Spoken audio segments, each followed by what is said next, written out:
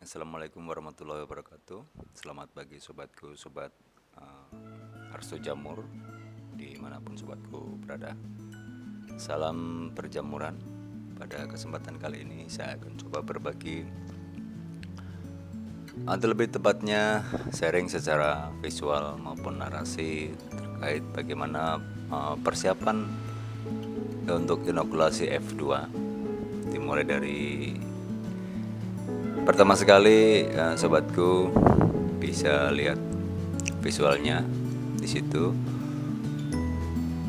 Kita cuci bersih dengan alkohol, kita alat-alatnya seperti insulok spatula, terus botol kita semprot dengan alkohol.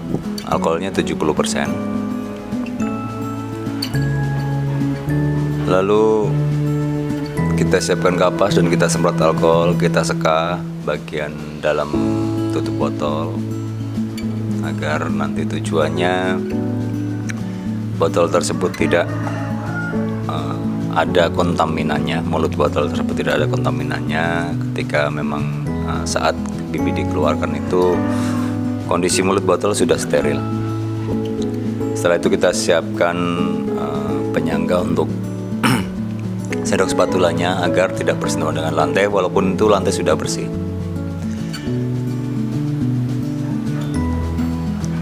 Jadi mencegah itu memang lebih bagus ketimbang mengobati. Lalu kita siapkan media yang akan kita inokulasi. Nah, kali ini kita menggunakan media jagung.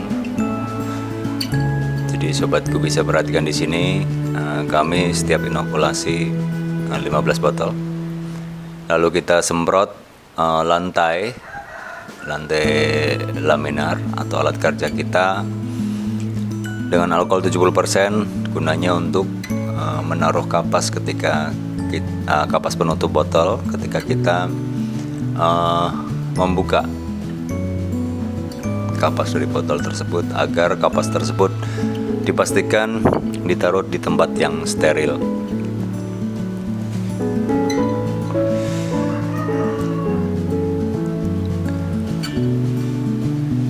Setelah itu kita siapkan bibitnya, kita kocak-kocak lagi mulut botolnya, pastikan itu sudah steril.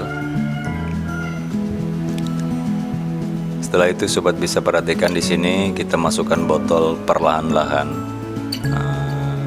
Biasanya kami di sini teknisnya adalah bibit kita kucek dulu biar hancur dulu, biar menyebar maksudnya butiran-butiran jagungnya, lalu kita tuangkan seperti itu. Biasanya di 70% bibit F1 nya itu masih agak pure ya, jadi kita lebih mudah untuk menuangkannya. Tapi 70% ke bawahnya biasanya kadar airnya agak lebih tinggi, jadi kita bantu mengeluarkannya dengan menggunakan sendok spatula.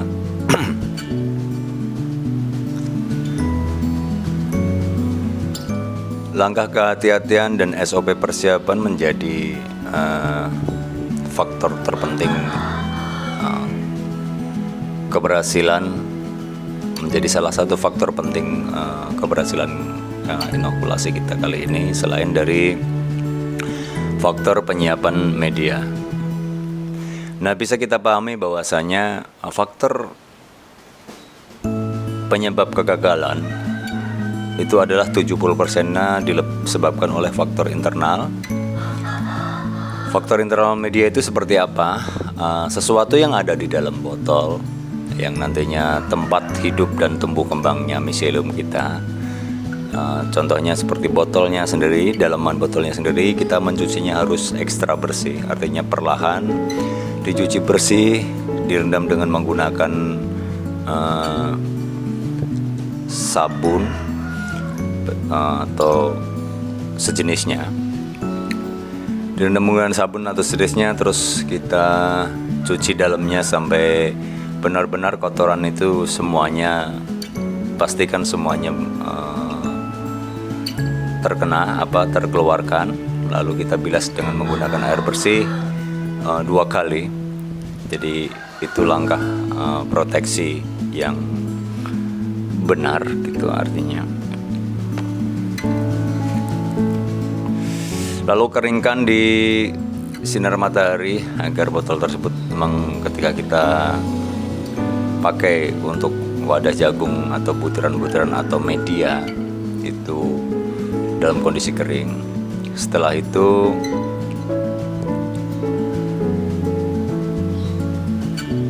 kita siapkan media atau butiran-butiran atau sereal, bisa seperti jagung, gabah dan sebagainya. Nah, pemilihan media juga menjadi faktor yang sangat penting. Artinya makin bagus kualitas media, makin tinggi keberhasilan kita produksi bibit jamur ini. Ketika jagung ya kita harus cari jagung yang baik, ketika gabah kita cari gabah yang baik gitu.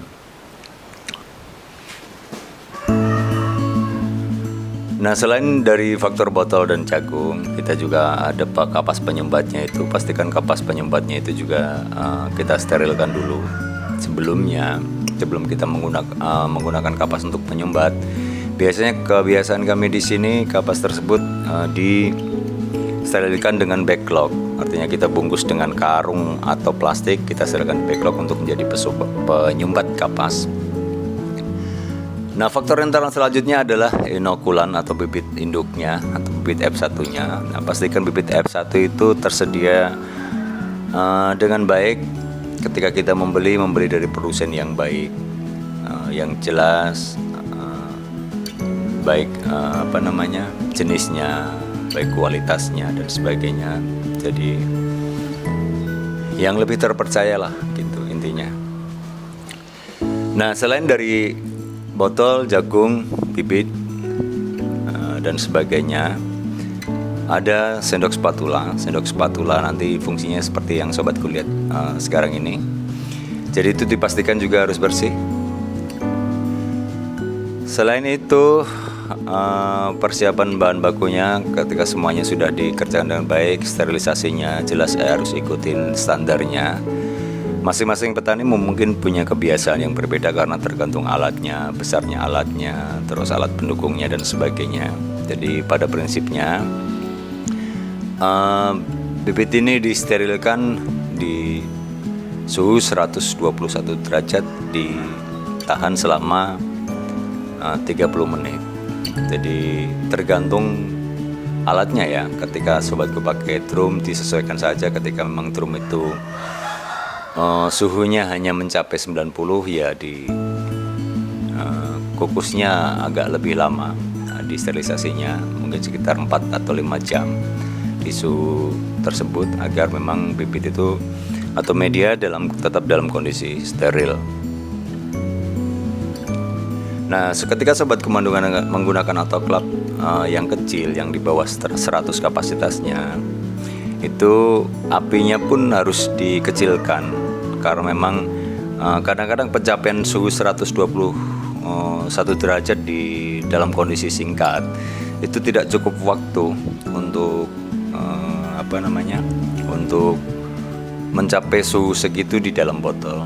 Jadi kalau saya biasanya ketika makin kecil apinya dibuat kecil, jadi rentan waktu untuk sterilisasi di suhu 121 derajat tersebut disetting sedemikian rupa sehingga mencapai 2 jam itu dari awal nyala sampai suhu tersebut nyampe sampai ditahannya, kurang lebih seperti itu.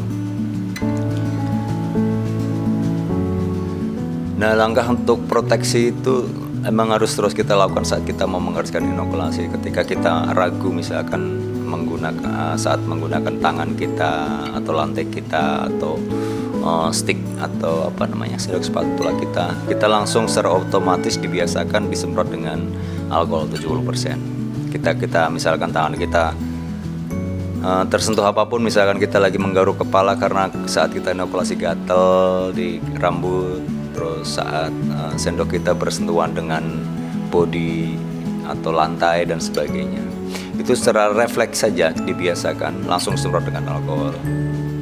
Karena kita tahu bahwasanya ukuran dari kontaminan atau spora kontaminasi itu kan mikro, sangat kecil sekali. Sekali kita bersentuhan dengan benda lain, bisa dari situ beribu-ribu spora menempel di tangan kita sehingga menjadi faktor pemicu kegagalan. Ini berlaku untuk semua ya, artinya persiapan yang baik di saat persiapan bahan baku, terus pengemasan bahan baku, terus saat pengerjaan inokulasi, itu SOP-nya berlaku untuk semua. Artinya semua harus dalam kondisi baik, semua harus tetap perfect dalam kondisi steril. Ketika kita tidak mempunyai lamin airflow, itu sobatku juga bisa menggunakan ruangan biasa tanpa harus dibantu lampu. Cuma memang pastikan ruangan tersebut terproteksi dengan udara-udara yang kotor. Artinya kita buat lingkungan di seputar tempat kita inokulasi tersebut memang harus bersih. Walaupun kita tidak menggunakan filter penyaring udara, tapi setidaknya lingkungan kita bersih. Terutama ruangan tersebut sebelum kita inokulasi juga kita harus semprot dengan menggunakan alkohol agar memang ruangan tersebut terproteksi atau terlindungi dari berbagai macam virus, bakteri maupun spora.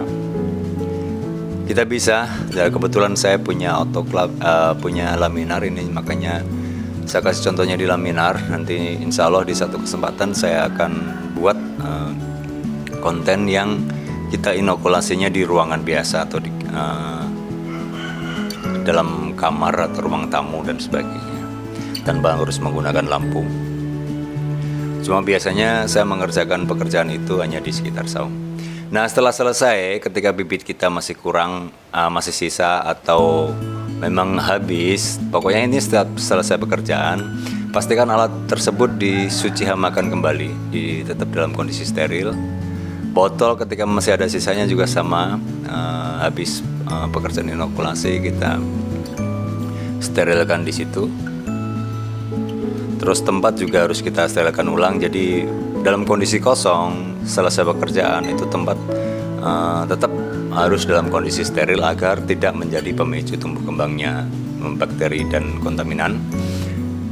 Pastikan juga dikasih label atau setidaknya ada tulisan dengan stiker kayak gini, pengkodean, misalkan ada tulisan jenisnya, tanggal, terus waktunya.